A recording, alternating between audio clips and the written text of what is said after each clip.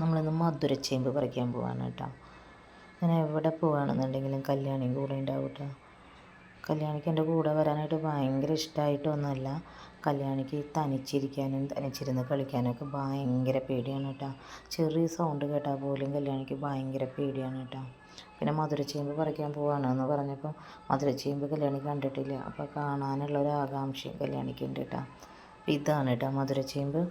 ഇത് നമ്മുടെ sweet potato പോലെ തന്നെ നല്ല മധുരമുള്ള ഒരു തരം ചേമ്പാണ് കേട്ടോ.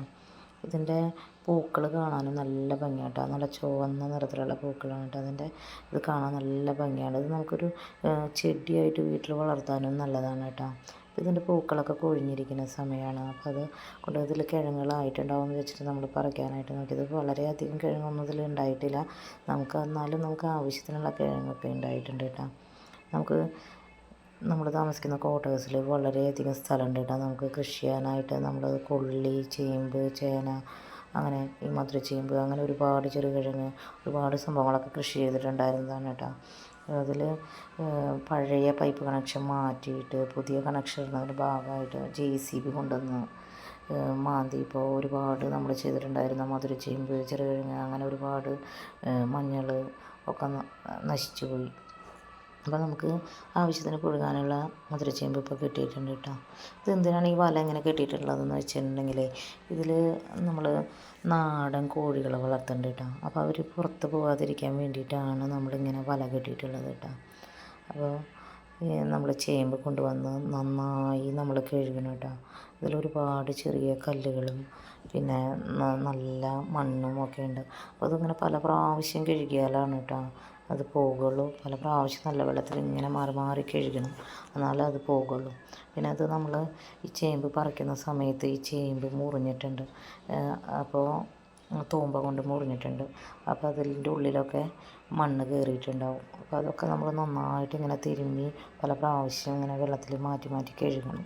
അപ്പോൾ ഞാനിങ്ങനെ ചെയ്യുമ്പോൾ കല്യാണി അമ്മേനെ സഹായിക്കാമെന്ന് പറഞ്ഞ് വന്നിരിക്കുകയാണ് കേട്ടോ. ഞാൻ എന്ത് ചെയ്യുകയാണെങ്കിലും കല്യാണിക്ക് എന്നെ സഹായിക്കണം. കല്യാണിക്ക് സഹായിച്ചു എന്ന് പറഞ്ഞു കഴിഞ്ഞാൽ കല്യാണിക്ക് ഭയങ്കര സന്തോഷമാണ് കേട്ടോ. പ്രത്യേകിച്ച് വെള്ളത്തിലുള്ള സഹായം. കല്യാണത്തിന് വെള്ളത്തിൽ കളിക്കാൻ വേണ്ടിയിട്ടാണ് കേട്ടോ.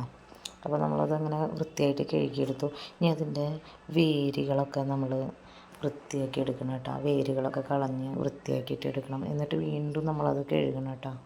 എന്നിട്ട് കഴുകി അത് വൃത്തിയാക്കി അതിൽ വെള്ളമൊഴിച്ച് നമ്മൾ വിറകടുപ്പിലാണ് കേട്ടോ നമ്മളത് വേവാനായിട്ട് വെക്കുന്നത്. ഇത് നമ്മൾ ഈ വിറകടുപ്പ് നമ്മൾ ക്വാർട്ടേഴ്സ് എടുത്ത സമയത്ത് ഒരു ചേട്ടനെ നിർത്തിയിട്ട് നമ്മൾ ചെയ്തിട്ടുള്ളതാണ് കേട്ടോ. നമുക്ക് എന്തെങ്കിലും ആവശ്യം വരുമെന്ന് വിചാരിച്ച് നമ്മൾ ചെയ്തതാണെന്ന്. പക്ഷെ നമ്മളിപ്പോൾ ഒരുപാട് കാര്യങ്ങൾ ഇതിനകത്താണ് കേട്ടോ നമ്മൾ ചെയ്യുന്നത്. നമ്മളിടയ്ക്ക് ചോറും ഇതിൽ നമ്മളത് വെക്കും കേട്ടോ. അപ്പോൾ അങ്ങനെ നമ്മൾ വിറകടുപ്പിൽ നമ്മൾ ഇത് മധുരച്ചേമ്പ് വേകാനായിട്ട് വെക്കുകയാണ് കേട്ടോ. വേവാനായിട്ട് വെച്ചു. ഇനി നമുക്ക് അത് വെന്ത് കഴിഞ്ഞിട്ട് ഏട്ടനും കല്യാണിക്ക് ഇത് കഴിക്കാനായിട്ട് കൊടുത്തു കേട്ടോ. ഏട്ടനും കല്യാണി ഇത് ആദ്യമായിട്ടാണ് കഴിക്കുന്നത് കേട്ടോ. അപ്പോൾ കല്യാണിക്ക് ഇത് ചൂട് മാറാനുള്ളൊരു ക്ഷമ പോലും ഇല്ല കേട്ടോ കഴിക്കാനായിട്ട്.